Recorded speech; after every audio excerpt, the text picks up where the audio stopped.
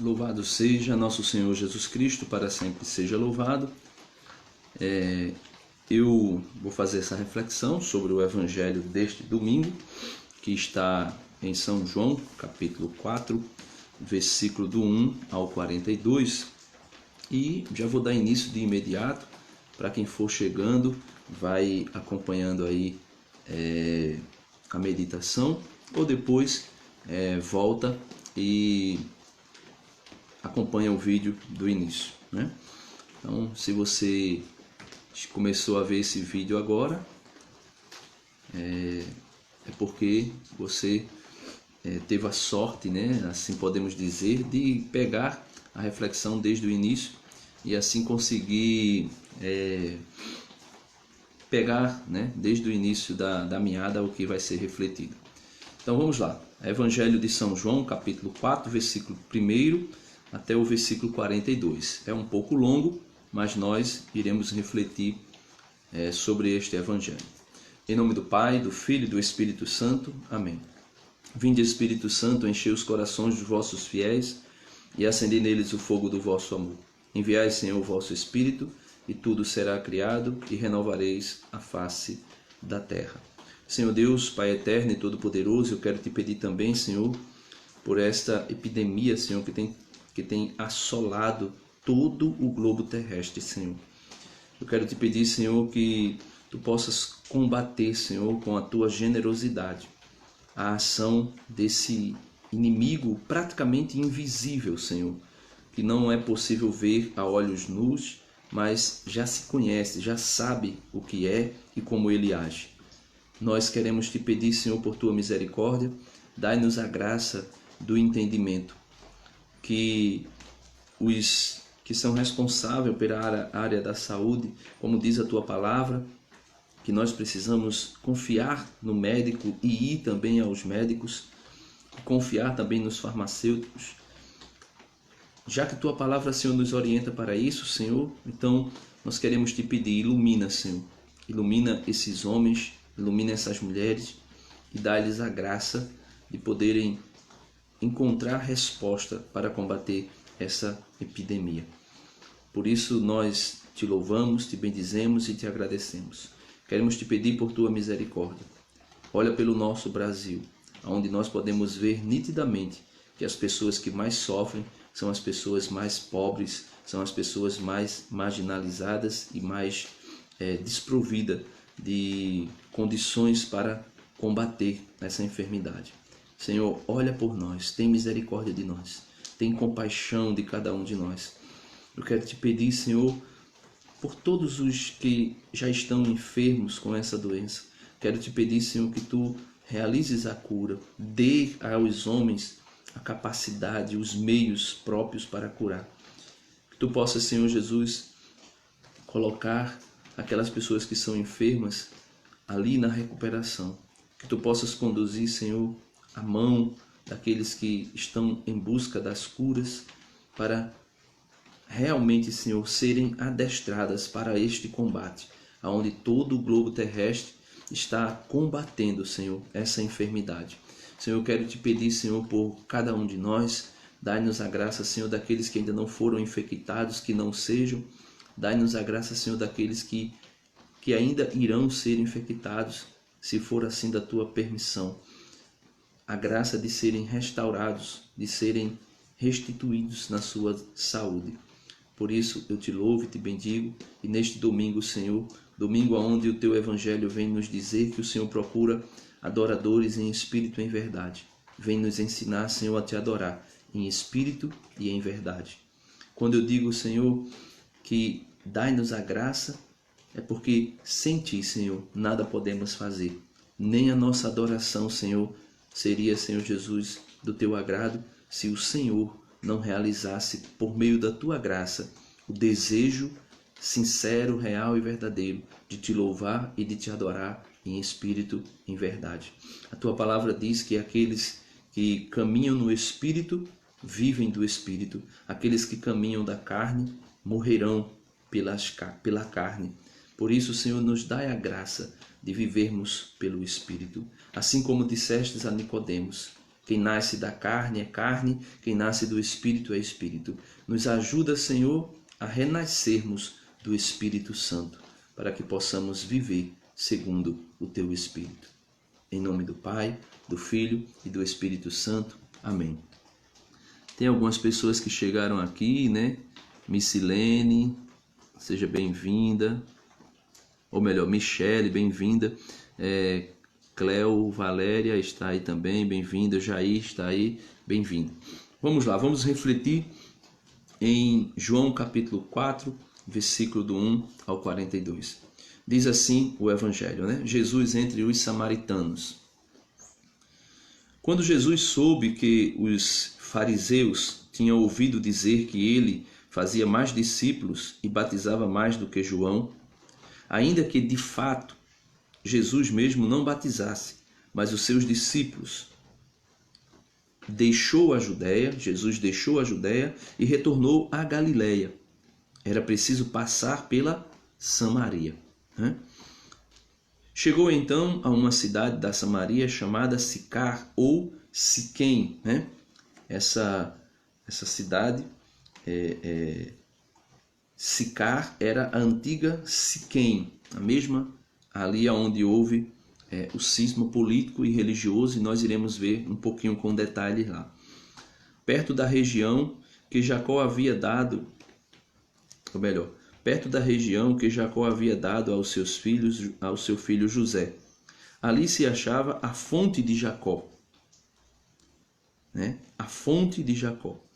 Então, essa fonte de Jacó, esse poço de Jacó, ele não é mencionado no Gênesis, O Gênesis não dá detalhes, não fala desse poço de Jacó. Mas ali na terra de Siquém, aonde Jacó deu aos seus filhos, ali se achava a fonte de Jacó, ou seja, o poço que Jacó havia cavado para dar de beber aos seus filhos, à sua esposa e aos animais. Fatigado da caminhada, Jesus sentou-se junto à fonte. Era por volta do meio-dia. Então veja, meus amados irmãos, aqui já entra algo muito extraordinário para nós refletirmos. O Deus que tudo criou, Se você for lá no Evangelho de São João, ou melhor, se você for no primeiro capítulo do Evangelho de São João, capítulo 1 de João, versículo 1, ele vai dizer: no princípio era a palavra, A palavra é Jesus. No princípio era a palavra, e a palavra estava com Deus, e a palavra era Deus. Tudo foi feito por ela, e sem ela nada teria sido feito. Nada do que é visível, nem do que é invisível. E ele diz, no versículo 14 do primeiro capítulo: e a palavra se fez carne e habitou entre nós. Ou seja, meu irmão, Deus Filho que se fez carne. A palavra hoje diz para nós que, fatigado, cansado da caminhada que tinha feito, descendo de Judá para a Galileia, quando ele chega ali na Samaria, em específico em Siquém, ou Sicar, diz que por volta do meio-dia Jesus estava cansado. Meu irmão, eu queria que você pudesse compreender aqui a grandiosidade deste versículo. Fatigado da caminhada. Jesus, cansado da caminhada, o sol escaldante. Jesus senta à beira do poço de Jacó para beber água. Meu irmão, se você está cansado, minha irmã, se você está cansada, está fatigada, se você já andou meio-dia ou o dia todo, e aqui eu coloco num significado teológico, se você já caminhou até aqui e você está cansado, você está fatigado da sua caminhada, lembre-se, você não é o único que se cansou. O teu Deus, Jesus Cristo, nosso Senhor Jesus Cristo, ele se cansou da caminhada. Ele, como homem, 100% Deus e 100% homem, que é impossível separar as duas naturezas de Jesus. Até mesmo agora, Jesus continua com a sua natureza humana. O Jesus que subiu aos céus não foi somente espiritual, ele subiu com corpo e alma. Ele subiu com um corpo glorioso, sim, mas subiu de corpo e alma. Então Jesus, ele consegue sentir as tuas dores. Jesus sabe quando você está cansado, porque ele também se cansou. Ele sabe quando você está fatigado, porque ele também esteve fatigado. Jesus sabe quando você está necessitado de um repouso, de um descanso. E é por isso que ele diz assim, né, em outro trecho do Evangelho: vinde a mim, todos vós que estáis cansados e fatigados pelo peso do vosso pecado, porque eu vos darei descanso. Vinde a mim, todos vós que estáis fatigados pelo jugo que está sobre vós, porque o meu fardo é leve e o meu jugo é suave. Então Jesus conhece as nossas dificuldades, Jesus conhece qual é o teu sofrimento, Jesus conhece o quanto você está cansado. Talvez você esteja querendo desistir, né? Talvez você esteja querendo desistir, talvez você esteja querendo não mais prosseguir na tua caminhada. O versículo 6 do Evangelho de hoje diz que Jesus também cansou, que Jesus também estava fatigado, e era por volta do meio-dia. Então, no versículo 7 do capítulo 4 de São João, diz o seguinte: uma mulher samaritana chegou para tirar água. Uma mulher samaritana chegou para tirar água. Jesus lhe disse: dai-me de beber. Olha, meu irmão, é necessário nós refletirmos sobre isso aqui. Como é que o Deus que tudo criou, o Deus que criou a água, o Deus que criou tudo, como é que esse Deus chega diante de: bom dia, primo, que Deus abençoe sua família. Amém, Cíntia. Deus abençoe você também, né? Estamos refletindo aqui sobre Jesus e a mulher samaritana, né? E no lugar dessa mulher samaritana está todos nós. Então, como eu dizia no versículo 7, uma mulher samaritana chegou para tirar água aonde Jesus estava sentado à beira do poço. E Jesus lhe disse: dai-me de beber. Então, como é que nós iremos conseguir compreender esse mistério? O Deus que criou a água, o Deus que tudo fez, o Deus que realizou tudo que nós conhecemos, esse Deus, ele se cansa, esse Deus, ele se cansou, né? Porque aqui falando de quando Jesus estava aqui como homem, esse Deus se cansou, esse Deus teve sede. E Jesus grita para aquela mulher, grita entre aspas, né? Jesus fala com aquela mulher dizendo: Selma Maria, bom dia. Olá, bom dia, né? Seja bem-vinda, né? Compartilha aí, vocês que estão assistindo, compartilha aí com outras pessoas, para a gente poder levar outras pessoas a refletir sobre isso. Então, o Deus que tudo fez, o Deus que tudo criou, ele diz: dai-me de beber. E aqui me faz lembrar quando Jesus lá na cruz, mais uma vez, vai dizer: tenho sede. Meu irmão, a sede que Jesus tinha aqui não era simplesmente a sede de água. Jesus poderia fazer brotar água de qualquer lugar e ele matar a sua sede. Foi por isso que Satanás pediu que ele transformasse pedra em pães. Porque Satanás sabia que Jesus poderia simplesmente fazer jorrar água em qualquer lugar, fazer aparecer pão em qualquer lugar. Mas ele não quis viver assim. Ele quis carregar sobre si as nossas dores. E não foi somente a dor do Calvário, a nossa dor existencial, a nossa dor psicológica, a nossa dor traumática dos traumas da vida, a nossa dor na escassez das coisas desse mundo também. Jesus quis passar por isso e por isso ele disse: dai-me de beber, né? E no versículo 8 diz assim: seus discípulos haviam ido à cidade comprar alimento. Disse-lhe então a samaritana, olha, disse-lhe então a samaritana: como sendo judeu, tu me pedes de beber a mim, que sou samaritana? Os judeus, com efeito, não se dão com os samaritanos. Então veja, a gente vai dar uma paradinha aqui, né? Os judeus não se dão com os samaritanos. Eu queria que você pudesse pegar a sua Bíblia no primeiro livro dos Reis, capítulo 12. Nós iremos refletir um pouquinho lá. 1 Reis, capítulo 12, né? Nós iremos refletir um pouco por que os judeus não se dão bem com os samaritanos. Por que é que os judeus tinham essa rixa com os samaritanos? Então veja só, lá no capítulo 12, né, de 1 Reis, retrata o cisma político e o cisma religioso. O que é o cisma? É a cisão, a divisão, né, a separação. Então, no capítulo 12 do primeiro livro dos Reis, capítulo 12, versículo do 1 até o versículo 19, fala de quando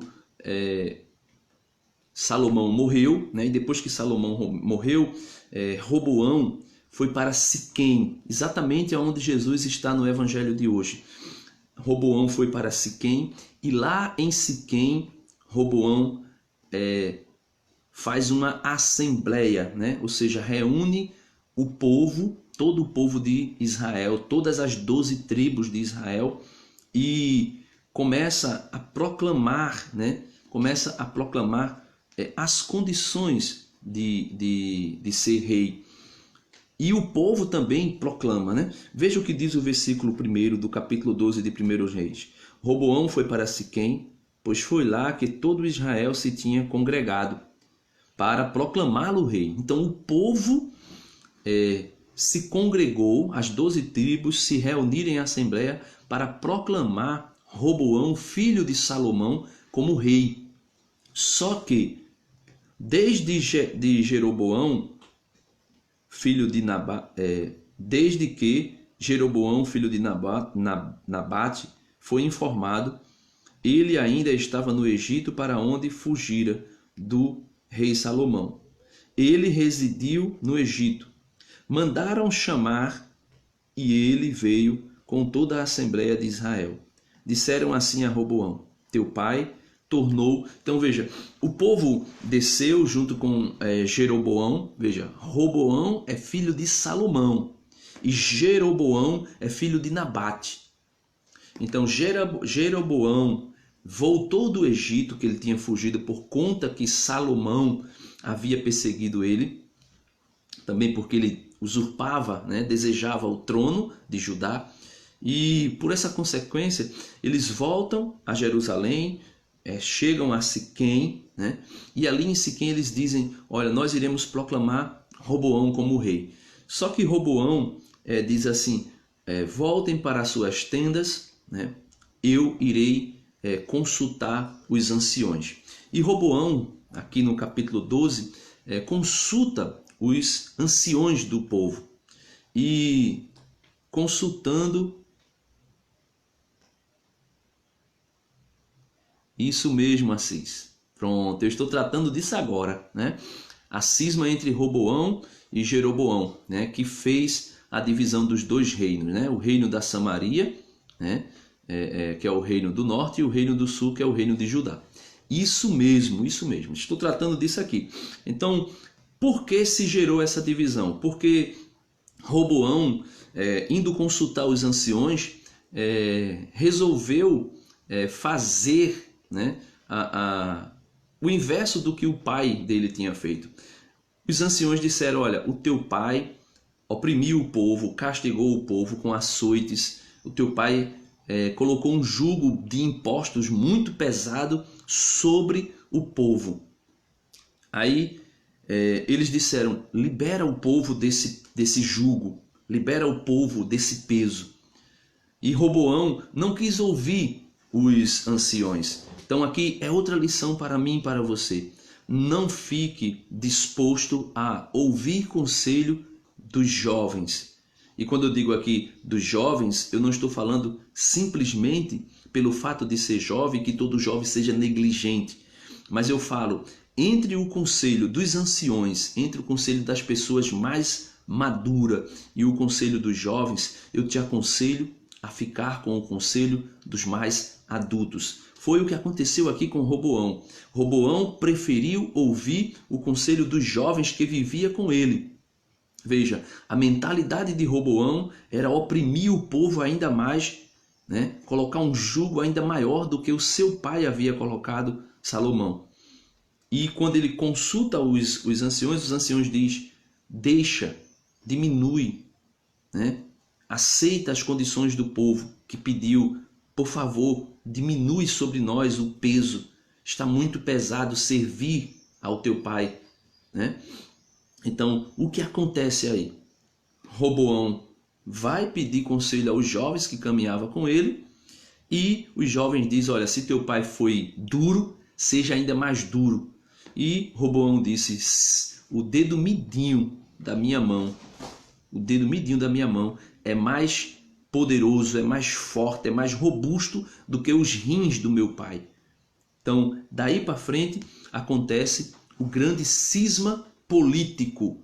É quando, aqui no versículo 20, diz o seguinte: quando todo o Israel soube que Jeroboão tinha voltado, convidaram-no para a assembleia e proclamaram-no rei sobre todo Israel. Só a tribo de Judá ficou fiel à casa de Davi. Quando Roboão voltou a Jerusalém, convocou toda a casa de Judá e a tribo de Benjamim. Então, com Judá apenas ficou a tribo de Benjamim. E aí se forma o reino, né? O reino do sul, que é a tribo de Judá e a tribo de Benjamim. Então, se dividiu as duas tribos. Os dois reinos se dividiram. Reino do sul e reino do norte. Reino do norte, as 10 tribos que ficaram com Jeroboão. E reino do sul, a tribo que ficou junto com Judá, que foi a tribo de Benjamim, né? Aqui, Assis colocou aqui no comentário: o cisma que originou os reinos do norte, Samaria, e o reino do sul, Judá, ocorreu após a morte do rei Salomão. Jeroboão entrou em conflito com Roboão para assumir o trono. Isso terminou dividindo Israel. Exatamente isso que Assis colocou no comentário. Aí, este foi o cisma político, mas existe o cisma religioso, a divisão religiosa de Judá e Samaria, né? Nós que estávamos ali no Evangelho, daqui a pouco nós voltaremos para o Evangelho de João, capítulo 4, né? Bom dia, Rose Barbosa. Deus abençoe você, compartilha aí. Nós estamos falando aí sobre o Evangelho de hoje, sobre Jesus no poço de Jacó com a samaritana. E lá diz que a samaritana pergunta a Jesus por que ele, sendo judeu, se aproxima da samaritana. E nós estamos aqui vendo no capítulo 12 de 1 Reis, porque foi que houve a divisão, né, dos samaritanos com os judeus. Então, nós vimos o porquê do caso político. Agora, no versículo 26 do capítulo 12 de 1 Reis, diz o seguinte: Jeroboão refletiu consigo mesmo. Desse jeito, o reino pode voltar à casa de Davi, se este povo continuar subindo ao templo de Javé em Jerusalém para oferecer sacrifícios. O coração do povo se voltará para seu senhor, Roboão, rei de Judá, e matar-me-ão. Voltarão para Roboão, rei de Judá. Depois de ter pedido conselhos, fez 2 bezerros de ouro e disse ao povo: deixai de subir a Jerusalém, Israel. Eis teus deuses que te fizeram sair da terra do Egito. Erigiu um em Betel e pôs o outro em Dan. Esse procedimento levou ao pecado o povo. O povo foi em procissão diante do outro até Dan. Estabeleceu o templo dos lugares altos e designou como sacerdote homens tirados do povo, que não eram filhos de Levi, né? A tribo de Levi que era a tribo sacerdotal. Jeroboão celebrou uma festa no 8º mês, no 15º dia do mês, à semelhança da que se celebrava em Judá, e subiu ao altar. Assim fez em Betel sacrifícios aos bezerros que fizeram, e estabeleceu em Betel os sacerdotes dos lugares altos que instituíra. Subiu ao altar que tinha feito em Betel, no 15º dia do 8º mês, isto é, no mês que ele escolhera arbitrariamente. Instituiu uma festa para os israelitas e subiu ao altar para queimar incenso. Então veja, nós podemos voltar aí em João capítulo 4, versículo 8, nós paramos. Então vejam só, essa divisão aqui, né, que versículo 8, 9, melhor dizendo, essa divisão aqui onde a samaritana coloca, ela diz assim, versículo 9: diz-lhe então a samaritana: como sendo judeu, tu me pedes de beber a mim, que sou samaritana? Os judeus, com efeito, não se dão com os samaritanos. Jesus lhe respondeu, né? Os judeus não se dão com os... Por que os judeus não se dão com os samaritanos? Nós vimos lá, porque quando Salomão morreu, o filho de Salomão, Roboão, assumiu o trono. E quando ele assumiu o trono, o povo disse para Roboão: teu pai colocou sobre nós jugos pesados e nós não conseguimos carregar. Então Roboão, filho de Salomão, foi pedir conselho aos anciões como deveria proceder para reinar sobre Israel. Os anciões disseram: olha, diminui o peso dos impostos, de tudo que foi colocado pelo teu pai sobre o povo. E ele não gostou do conselho dos anciões, então ele foi à procura dos jovens que viviam com ele e pediu conselho. E os jovens disseram: olha, se teu pai castigou com vara, castiga com escorpião. Se o teu pai colocou um jugo pesado, coloca outro ainda maior sobre eles. E nisso aí, o povo, as 10 tribos do norte, da Samaria, os samaritanos, fugiram, se separaram da tribo de Judá e da tribo de Benjamim. E por esse motivo, elegeram Roboão, filho de Nabate, como rei. Fazendo isso, aconteceu a divisão. Samaritanos e judeus que não se batiam. Jesus, porque é da tribo de Davi, descendente de Davi, por isso o cego de Jericó grita: Jesus, filho de Davi, tem compaixão de nós. Jesus, filho de Davi, tem compaixão de nós. O fato do cego de Jericó gritar Jesus, filho de Davi, ou tantos outros gritar filho de Davi, e Jesus mesmo dizer que era filho de Davi, significa dizer o que Jesus vai dizer para esta mulher um pouco mais adiante. A salvação deveria vir de Judá, deveria vir da Judéia, deveria vir dos judeus. Então, versículo, aí você já sabe por que os samaritanos não se batiam com os judeus. Então, versículo 10 diz Jesus assim: Jesus respondeu: se conheceres o dom de Deus e quem é que te diz, dai-me de beber, tu é que lhe pedirias e ele te daria água viva. Então, meus amados irmãos, a samaritana questionou Jesus porque, sendo ele judeu, ou seja, sendo ele inimigo dos samaritanos, naquilo que houve a divisão, né, que nós já conhecemos, por que tu vem me pedir de beber? Jesus disse: olha, se tu conhecesses, mulher, o dom de Deus e quem te diz, dai-me de beber, tu é que lhes pediria e ele te daria água viva. Ele te daria água viva. É isso que o Senhor Jesus quer nos dar. Água viva. Uma água que jorra para a vida eterna. Uma água que flui do nosso interior. Uma água que é espiritual. Uma água que nos gera vida, que gera vida em nós. Ela lhe disse: Senhor, nem sequer tens vasilhas e o poço é profundo. De onde, pois, tirais esta água viva? És porventura maior que o nosso pai Jacó, que nos deu este poço, do qual ele mesmo bebeu, assim como seus filhos e seus animais?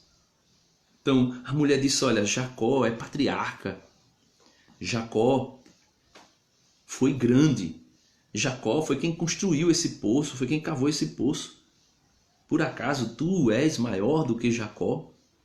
Ela não conhecia Jesus. De fato, aquela mulher não conhecia quem era Jesus.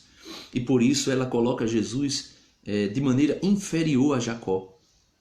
Ela inferioriza Jesus comparando a Jacó, dizendo: Jacó é grande, Jacó é patriarca, Jacó, foi de Jacó que Deus formou, né, o povo eleito, o povo de Israel.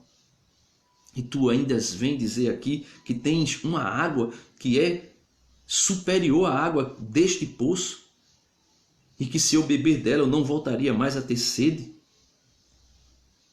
Versículo 12. E és porventura maior que nosso pai Jacó, que nos deu este poço, do qual ele mesmo bebeu, assim como seus filhos e animais?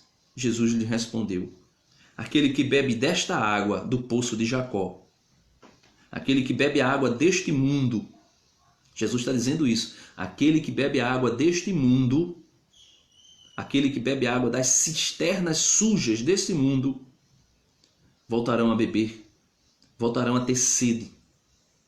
Aqueles que bebem desta água terá sede novamente, disse Jesus. Mas quem beber da água que eu lhe darei, nunca mais terá sede. Meus irmãos, isso aqui é profundamente extraordinário. Se você está com sede, se você tem sede de ser feliz, se você quer ser feliz, né? Se você tem sede da felicidade, se você quer ser feliz, você não pode limitar-se a beber água deste mundo, porque as águas deste mundo que gera uma suposta felicidade, elas acabam. Por exemplo, alguém que bebe aguardente, alguém que bebe cachaça, alguém que está completamente viciado em bebedeiras, ele bebe da água, ele tem uma alegria temporária, a alegria, né, ali das alterações por meio da bebida, e ele fica mais alegre, ele fica mais espontâneo, mas isso depois passa e gera uma como é que eu posso dizer, quando a pessoa bebe que no outro dia está ressaca, né? A pessoa tem uma ressaca por conta da bebida. Esta água bebida, a bebedeira que dá uma suposta felicidade, ela não é eterna, ela faz você ter vontade de beber de novo. A alegria, a sede que você busca no cigarro, de matar sua ansiedade. Você está ansioso, você está nervoso, você vai e pega um cigarro e acende para te acalmar, para te aliviar, para tirar a tua atenção. Esta água, essa cisterna chamada cigarro, ela seca e você volta a ter sede de novo. Você volta a ter sede de novo. Infelizmente, muitas pessoas estão achando que as cisternas, né, os poços deste mundo que estão contaminados, transmitem alegria. Quando você se envereda pelo vício da prostituição, o vício da orgia, do sexo livre, do sexo fora do casamento, ou até mesmo do adultério, tudo isso que você produz desejando matar a tua sede, só vai gerar ainda mais sede e um desgosto, um desânimo, uma fadiga. Quando você, jovem, se envereda pelo caminho da homoafetividade, e você ali muitas vezes é orientado por outros, e você é direcionado por outros, olha, o que importa é você ser feliz, seja feliz, Jesus te ama a si mesmo, você precisa ser feliz, libere-se, solte-se, não queira colocar um jugo sobre você e coisa e tal. Tenha certeza, mesmo que você se enverede por este caminho, você voltará novamente a ter sede. Todas as vezes que você vive isso, que você pratica isso, que você está mergulhado dentro dessa prática, eu tenho certeza absoluta que vem sobre você de novo uma sede da felicidade, porque ela passa, a cada prazer ela passa. Então Jesus está dizendo para aquela mulher, olha, se eu te der de beber, nunca mais você voltará a ter sede. E todas as vezes que eu ou você, eu digo eu e você porque eu também sou pecador, porque eu também estou aqui, né, lutando por essa água, né, que não se acaba nunca mais, que não vai me fazer voltar aquele beber das cisternas furadas, como dizia Jeremias, cisternas furadas e contaminadas. E ele diz, né, finalzinho do versículo 14, pois a água que eu lhe der tornar-se-á nele fonte de água e jorrará para a vida eterna. Ah, Senhor, eu quero te pedir nessa manhã, Senhor, para todos que me escutam e que me ouvirão, nos ensina, Senhor, a desejar beber desta água que jorra para a vida eterna. O Senhor que está à beira do poço e que pode me dar, não da água do poço.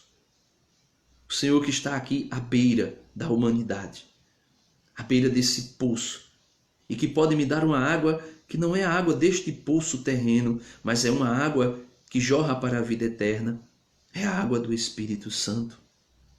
Eu te peço, Senhor, dai-me de beber desta água, sacia a minha sede. Quantas e quantas vezes eu tenho buscado beber água da cisterna, rachada, furada, contaminada, e no final das contas eu somente sofro, eu somente fico sofrendo. Mas eu quero te pedir, Senhor, dai-me de beber. Eu tenho sede, Senhor, eu tenho sede de ti. Eu tenho sede de ti. Dai-me de beber, Senhor. Dai-me de beber desta água que jorra para a vida eterna. E continua o diálogo de Jesus com a mulher no versículo 15. Disse-lhe a mulher: Senhor, dai-me desta água para que eu não tenha mais sede, nem tenha de vir mais aqui para tirá-la. Jesus disse: vai chamar teu marido e volta aqui. Olha, a mulher pensou que Jesus ia dar uma água, que era essa água aqui do mundo, né? Uma água que iria tirar a sede dela, a sede biológica que ela sentia de beber a água, de tomar H2O para poder nutrir o seu corpo. Ela pensou que Jesus estava falando de uma água meramente humana, meramente material. E ela disse: Senhor, dai-me desta água para que eu não tenha mais sede, nem tenha de vir mais aqui para tirá-la, para tirar dessa água. Jesus disse: vai chamar teu marido e volta aqui. Olha, meu irmão, essa colocação de Jesus aqui para com essa mulher não é para acusá-la, porque tem se propagado um evangelho de que quando você fala do pecado, você está julgando, você está condenando, você está... Não é isso. Não é isso. Veja que Jesus disse para aquela mulher: vai chamar o teu marido. Versículo 16. Jesus disse: vai chamar teu marido e volta aqui. A mulher respondeu: não tenho marido. Olha, a mulher respondeu: não tenho marido. Então Jesus está dizendo para mim e para você nessa manhã: vai chamar os teus pecados. Chama os teus pecados e volta aqui. Entra no mais íntimo do teu ser e vai chamar os teus pecados. Ou seja, chama o teu marido. Ou chama a tua esposa. No sentido de dizer: vai lá, vai chamar aquele que tu acredita que é teu marido, mas que não é teu marido. Jesus disse: vai chamar os teus pecados, chama os teus pecados, chama a tua verdade e vem até aqui. Jesus está dizendo: chama a tua história, chama a tua história e vem até aqui, vem até a minha presença. Jesus está dizendo para mim e para você nesta manhã: vai chamar a tua história, chama a tua história de pecado e vem até aqui. E Ele quer de mim e de você esta sinceridade desta mulher, que disse... A mulher respondeu, versículo 17 de João capítulo 4. Não tenho marido. Jesus disse: falastes bem, não tenho marido. Pois tiveste 5 maridos, e o que agora tens não é teu marido. Olha, quando nós colocamos diante de Jesus os nossos pecados, com sinceridade, quando nós colocamos diante de Jesus os nossos pecados com retidão, Ele vem ao nosso socorro. Ele revela para nós as nossas mentiras para poder nos tirar delas e nos introduzir na sua verdade. Veja, Jesus disse: falastes bem, não tenho marido, pois tivesse 5 maridos e o que tu tens agora não é teu marido. Nisto falaste a verdade. Por isso Jesus está dizendo: traga a sua verdade. Você que me escuta agora, Carmen, traga a sua verdade. Eu não sei qual é o pecado que você tem cometido, eu não sei. Eu também não sei qual é a situação que você está vivendo. Você não sabe qual é o pecado que eu cometo, quais são os pecados que eu cometo. Ah, se vocês soubessem o pecado que Denis comete, se vocês soubessem aquilo que eu faço, somente eu e Deus, os pecados que talvez eu cometa seriam tão escandalosos para vocês. Mas Jesus está pedindo para mim e para você, para mim que sou pecador, para você que me escuta que é pecador, Jesus está pedindo para nós, falem a verdade. Por isso o versículo 18 ele diz, pois tiveste 5 maridos e o que tu tens agora não é teu marido. Nisto falaste a verdade. Disse-lhe a mulher, Senhor, vejo que és profeta. E nós, porque a revelação já nos foi dada há muito tempo, aquela mulher ainda não sabia quem era Jesus, mas nós sabemos quem é Jesus, pelo menos teologicamente, pelo menos com a Bíblia, né? Pelo menos segundo aquilo que os pregadores já falam, nós sabemos quem é Jesus. Pelo menos segundo o Evangelho, nós já conhecemos quem é Jesus. Jesus é Senhor, Jesus é Deus, Jesus é Filho do Deus Altíssimo, Jesus é um com o Pai e o Espírito Santo. Então nós sabemos. Disse-lhe aquela mulher, Senhor, vejo que tu és profeta. Ela não sabia quem era Jesus, mas nós sabemos. Segundo a revelação que nos foi dada, nós sabemos. Aí ela disse assim, olha, nossos pais adoram nesta montanha, né? Ou seja, os samaritanos adoram aqui em Siquém, né? Em Sicar. Aqui na Samaria, né? Nossos pais, o reino do norte, adora aqui.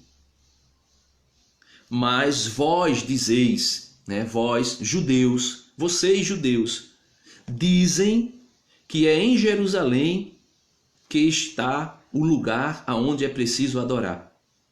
Então, ela disse, olha, meus antepassados, os samaritanos, disseram que a gente tem que adorar aqui, no monte, aonde Jeroboão colocou 2 bezerros de ouro, para que o povo fosse oferecer sacrifício. Aqui na montanha, aqui na Samaria.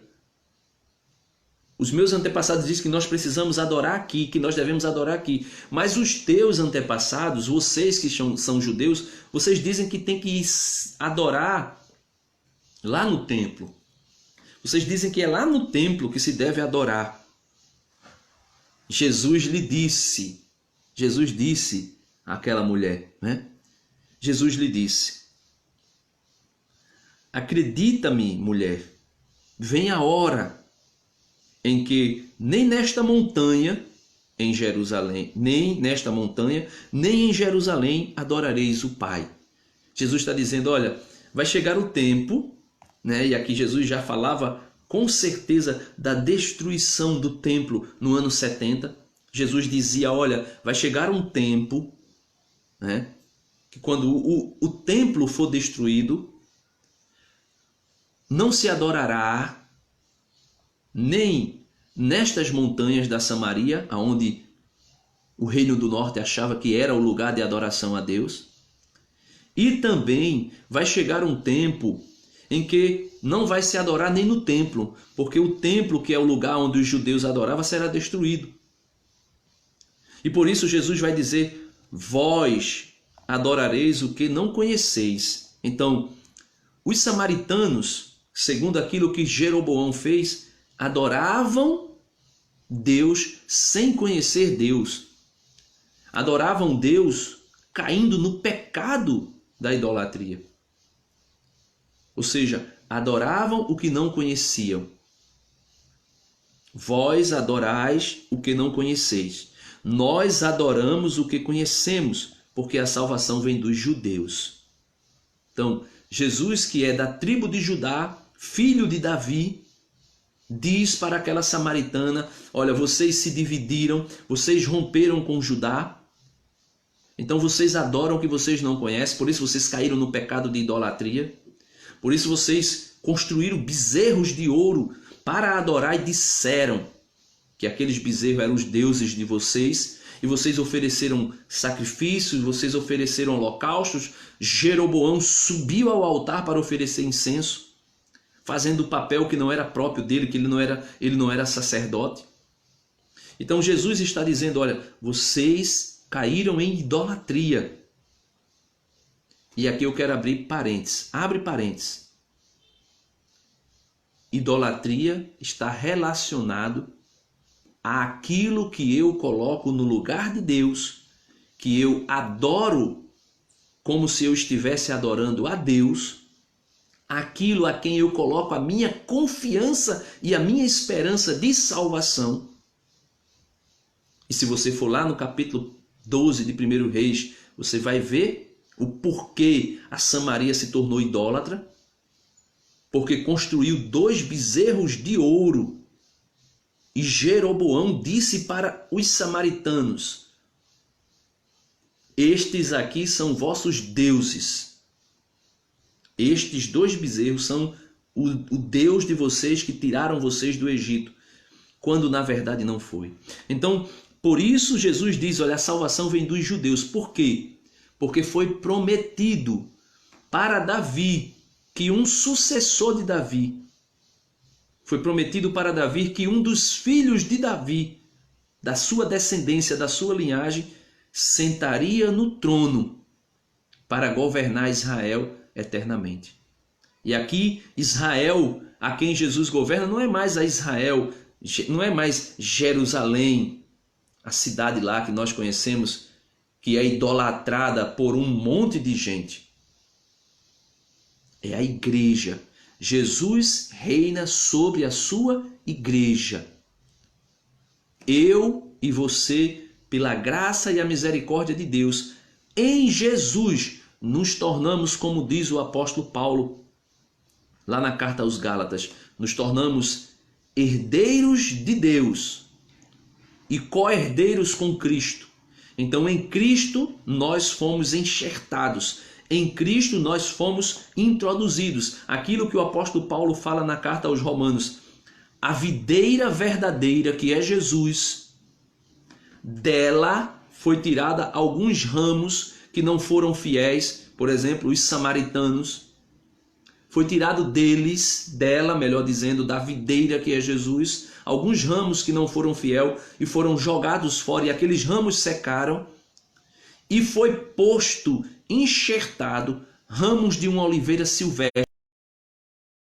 Você e eu, que aceitamos Jesus como Senhor da nossa vida, como Salvador da nossa história, nós somos oliveiras silvestres que foram enxertadas na oliveira verdadeira que é Jesus, segundo aquilo que está lá em João capítulo 15, ele é a videira verdadeira. Nós fomos enxertados neles e por esse motivo nós nos tornamos nele, em Jesus. Aquilo que Jesus diz aqui, versículo 23. Mas vem a hora, e é agora, em que os verdadeiros adoradores adorarão o Pai em espírito e em verdade. Pois tais são os adoradores que o Pai procura. Deus é espírito, e aquele que o adoram devem adorá-lo em espírito e verdade. Ou seja, adorar em espírito e em verdade não é fazer algo simplesmente espiritual, mas é ser sincero. Ser sincero como esta mulher samaritana foi sincera e disse a Jesus: eu não tenho marido.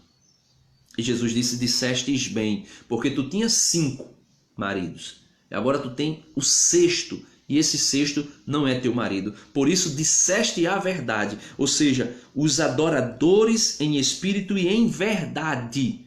Ou seja, adorar Jesus com sinceridade. Adorar Jesus na verdade do seu amor. Na verdade, reconhecendo quem nós somos, necessitados de água viva. E reconhecer quem é Jesus, Senhor e Deus. Isto é adorar em espírito e em verdade. Adorar em espírito e em verdade é reconhecer: eu sou pecador. Nada do que eu fizer agrada a ti, Senhor. Mas eu trago a ti a minha verdade. Eu coloco aqui diante de ti a minha verdade.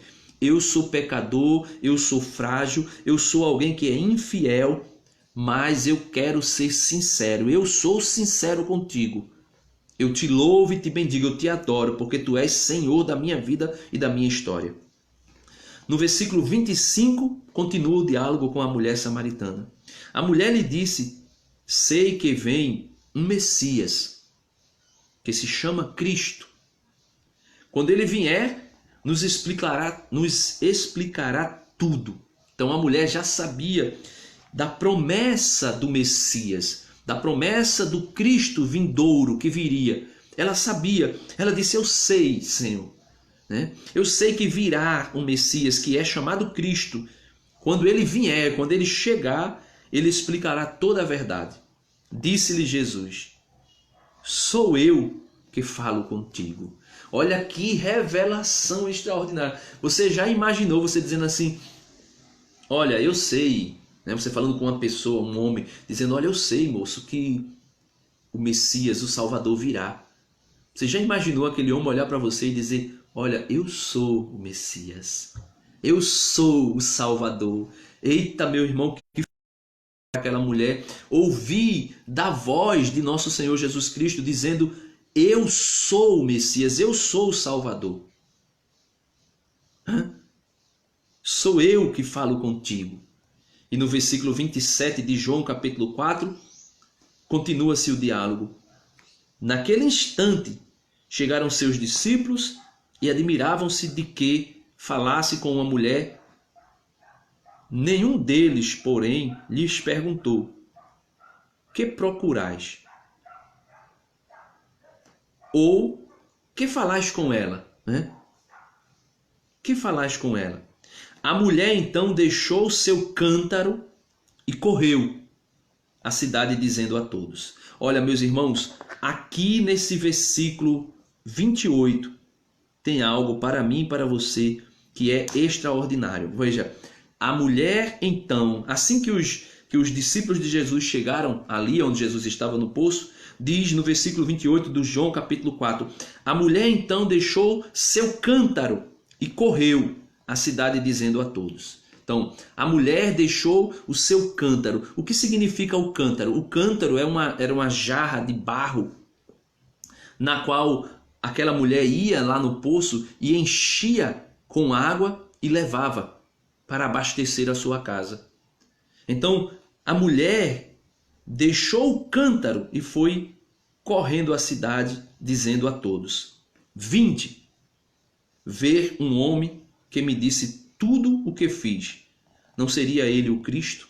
Então veja, aquele cântaro que a mulher pegava água no poço de Jacó, aquela água que eu falava, água meramente humana, aquela água que sacia a sede por um instante, mas depois a gente volta a ter sede, a água da bebida, a água da luxúria, a água da cobiça, a água do desejo de prosperidade, de riqueza, a água da droga, a água da homoafetividade, a água do pecado da homoafetividade, a água da prostituição, a água do adultério, a água da cobiça, a água do pecado. Então aquela mulher, aquele cântaro simbolizava o local onde ela armazenava a água que ela bebia, mas que voltava a ter sede. Então aquele cântaro daquela mulher, meu irmão, minha irmã, são as cisternas que hoje nós vamos buscar água. A água do pecado. Nós bebemos e depois voltamos. Eu tomo uma cachaçada imensa, eu fico completamente chapado, bêbado, a maior felicidade enquanto eu estou bebendo. Depois vem uma ressaca que me dá mais vontade ainda de beber água, no sentido de matar agora aquilo que a ressaca produz em mim. Então, o significado desse versículo 28, a mulher então deixou o seu cântaro e correu à cidade dizendo. A mulher deixou a sua vida velha, a mulher deixou o pecado, a mulher deixou aquilo que simbolizava as fontes de água que ela bebia e voltava a ter sede. E ela foi para a cidade: olha, eu encontrei um homem que falou toda a minha vida, que contou toda a minha história. Será que ele não é o Cristo? Eles, o povo da cidade, eles saíram da cidade e foram ao seu encontro, foram encontrar Jesus. Enquanto isso, os discípulos rogavam-lhe: Rabi, come. Os discípulos diziam a Jesus: come. Só que Jesus, meus irmãos, já estava sendo alimentado. Jesus já estava sendo saciado. Jesus teve sede e pediu água, já estava sendo saciado. Por quê? Sendo saciado. Porque aquela mulher que veio buscar água já tinha bebido da fonte da água da vida. Aquela mulher que tinha vindo beber água, que vinha buscar água, ela não bebeu mais água do poço de Jacó, por isso ela abandonou o cântaro. Mas ela bebeu água da fonte da vida, que é Jesus. E por isso Jesus já tinha sido saciado na sede que ele tinha daquela mulher. Jesus tem sede de você. Ele anseia, ele é sedento pelo teu retorno. Ele é sedento que você jogue o cântaro, jogue a prostituição, o pecado, o roubo, o adultério, a fornicação, a bebedeira, a orgia. Jesus é ansioso, é desejoso. Jesus tem sede. A sede dele é que você jogue o cântaro, jogue a vida velha para lá e venha beber da água da vida de novo, né? Enquanto isso, os discípulos rogavam-lhe: mestre, rabi, come. Ele, porém, lhe disse: tenho para comer um alimento que não conheceis. Aí aqui veja, os discípulos que andavam com Jesus ainda não tinham compreendido o que Jesus estava fazendo. Veja o seguinte, Jesus diz: tenho para comer um alimento que vocês não conhecem. Os discípulos se perguntavam uns aos outros: por acaso alguém lhe teria trazido algo para comer? Jesus lhe disse: meu alimento, né? Meu alimento é fazer a vontade daquele que me enviou e consumar a sua obra. Então, meu alimento, o alimento de Jesus é fazer a vontade daquele que lhe enviou, ou seja, o Pai, e consumar a sua obra. Então, o alimento de Jesus, no versículo aqui, voltando aqui um pouquinho, no versículo 31, os discípulos disseram e rogavam a Jesus, dizendo: Senhor, come, mestre, come. E Jesus diz no versículo 34, ele diz assim, Jesus lhe disse: meu alimento é fazer a vontade daquele que me enviou e consumar a sua obra. Não dizeis vós, ainda 4 meses e chegará a colheita? Pois bem, eu vos digo, erguei os vossos olhos. Erguei os vossos olhos e vede os campos.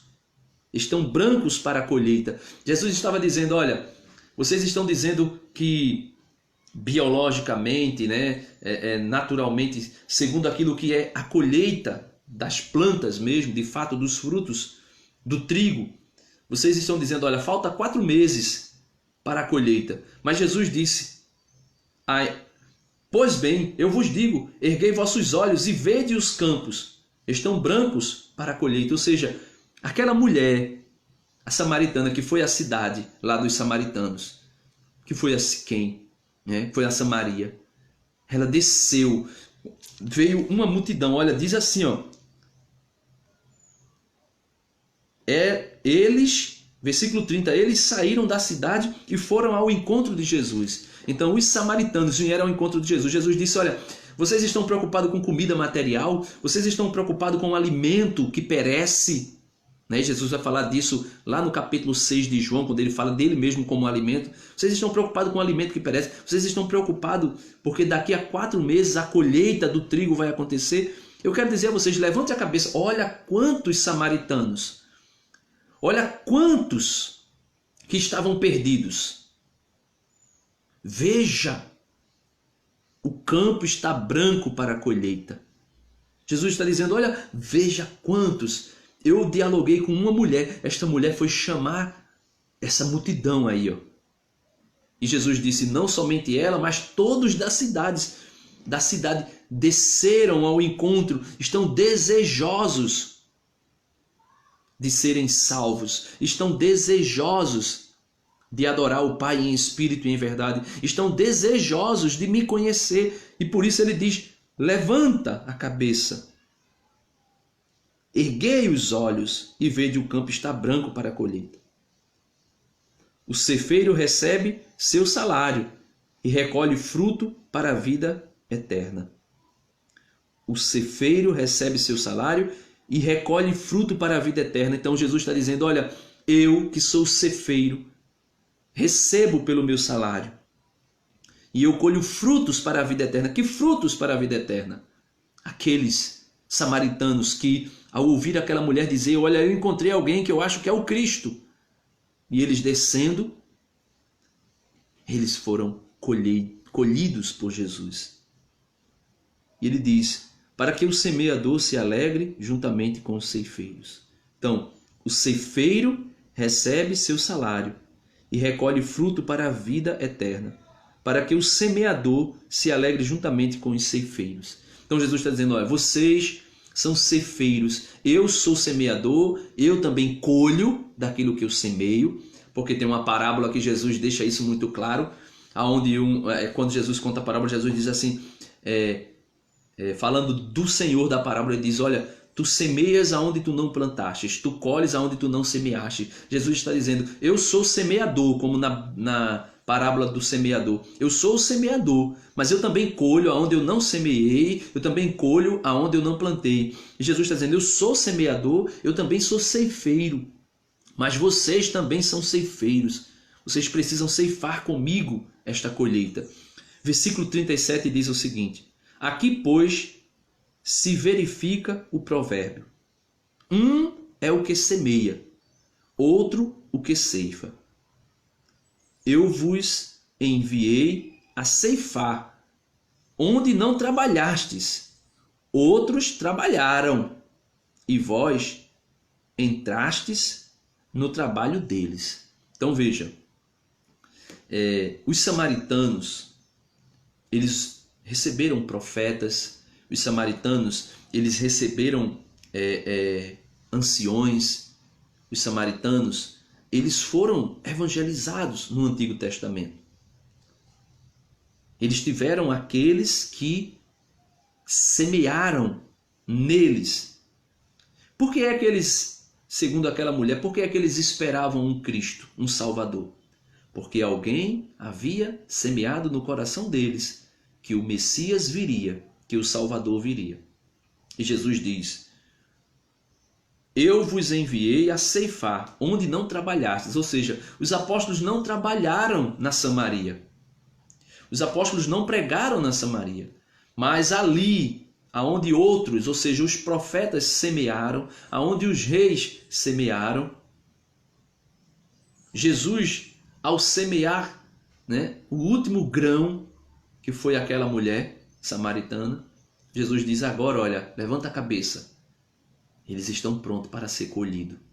A Samaria inteira está pronta para ser colhida. Levantai vossas cabeças, erguei vossos olhos e veja que o campo está branco para a colheita. Versículo 38, eu vos enviei a ceifar, onde não trabalhastes. Os apóstolos não trabalharam na Samaria, mas ceifaram na Samaria. Outros trabalharam, ou seja, os profetas, os anciões dos povos, os juízes, os líderes que vieram antes, os reis, trabalharam. E vós entrastes no trabalho deles, ou seja, vós entrastes agora na Samaria comigo, aonde nós não plantamos nem semeamos, mas nós vamos colher.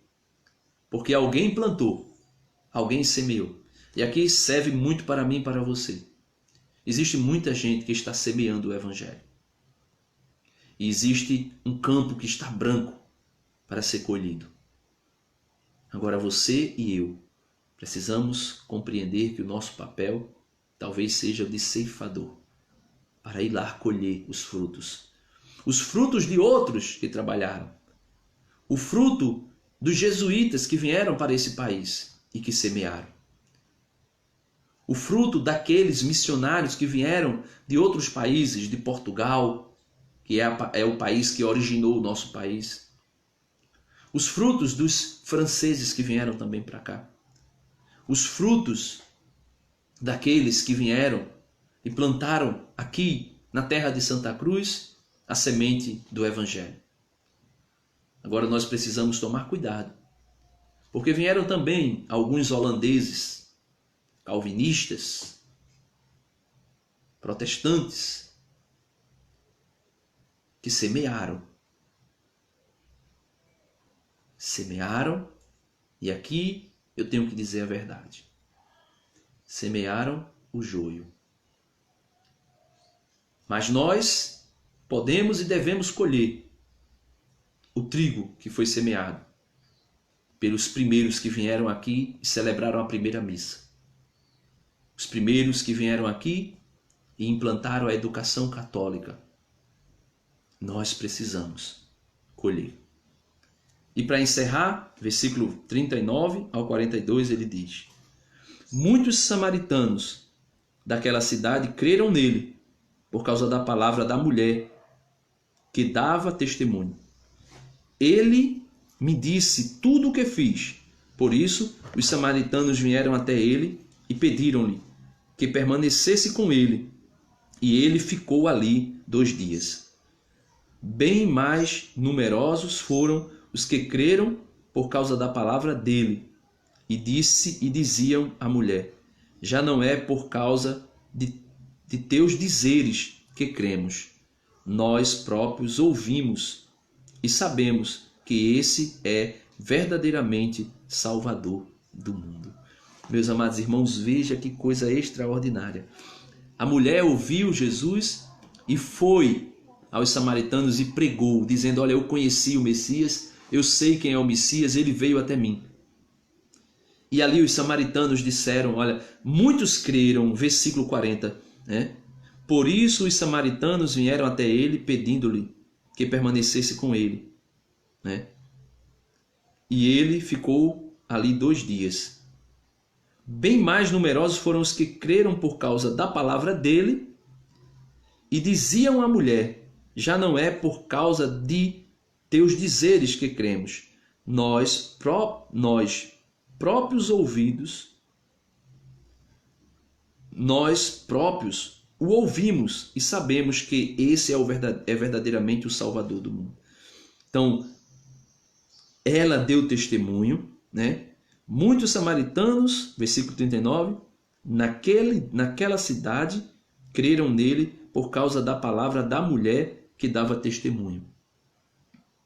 Ele me disse tudo o que fez. Então, a mulher deu testemunho, mas depois Jesus ficou ali, né? Diz ali que Jesus ficou ali alguns dias com aquela cidade e muitos acreditaram. Um grande número acreditou pelo testemunho da mulher a respeito da pessoa de Jesus e um grande número, um número ainda maior, acreditou por causa das palavras do próprio Jesus. Meus amados irmãos, esta é a reflexão do Evangelho de hoje. Eu quero pedir que Deus abençoe você, que você verdadeiramente seja cheio da água viva. Abandona o cântaro velho, que somente traz água suja, e fica bebendo água da fonte da vida, que é Jesus. Deus abençoe você. Em nome do Pai, do Filho e do Espírito Santo. Amém. E esse vídeo eu vou deixar no meu canal do YouTube. Se você já está assistindo ele aqui no canal, se você assistiu ele aqui no canal, deixa a tua curtida aí, deixa teu like. Se você não é inscrito, vai aí embaixo, inscrever-se, se inscreve, clica em inscrever-se, depois clica no sininho para receber todas as notificações. Deus abençoe você, fica na paz. E que o Senhor possa nos ajudar nesse tempo de peste que nós estamos vivendo. Em nome do Pai, do Filho e do Espírito Santo. Amém.